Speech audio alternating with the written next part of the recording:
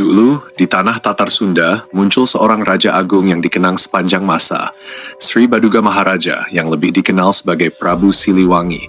Ia adalah putra dari Prabu Niskala Wastukancana, penguasa Galuh, dan naik tahta pertama kali di Galuh.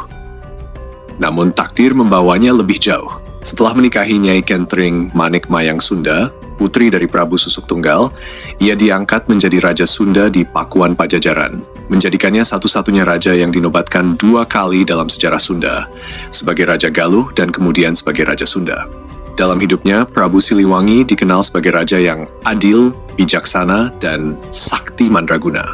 Ia memperkuat hukum kerajaan, memperindah Pakuan dengan taman-taman megah atau disebut gugunungan, dan menjaga keseimbangan antara kekuasaan duniawi dan nilai-nilai spiritual. Rakyat mencintainya bukan karena takut, tapi karena kagum dan merasa dilindungi.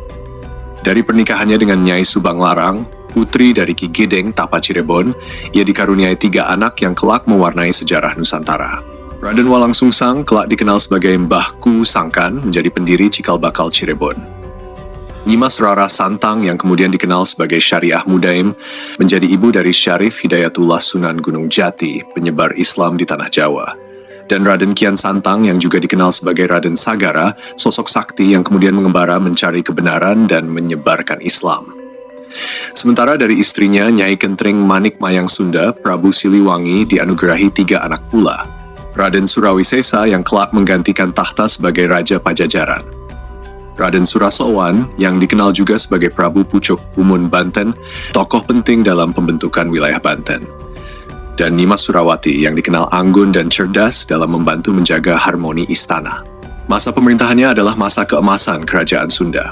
Pakuan berkembang menjadi kota besar, perniagaan tumbuh subur, hukum dijalankan dengan tegas namun penuh welas asih. Prabu Siliwangi menjadi simbol pemimpin ideal yang memimpin dengan hati, kekuatan, dan kebijaksanaan. Ia tidak hanya menjaga kerajaan, tapi juga menjaga warisan leluhur dan mengarahkan masa depan bangsanya. Namun legenda berkata, di akhir hayatnya, Prabu Siliwangi tidak wafat seperti manusia biasa.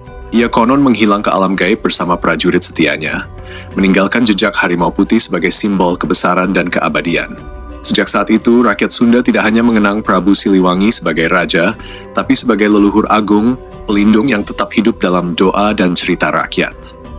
Kini, kisahnya terus bergema. Dari Pakuan hingga Cirebon, dari Banten hingga Gunung Salak, nama Prabu Siliwangi menjadi lambang keadilan, kebesaran, dan semangat menjaga jati diri bangsa. Warisannya tak hanya tertulis di naskah kuno, tapi juga terpatri dalam jiwa generasi Sunda hingga hari ini.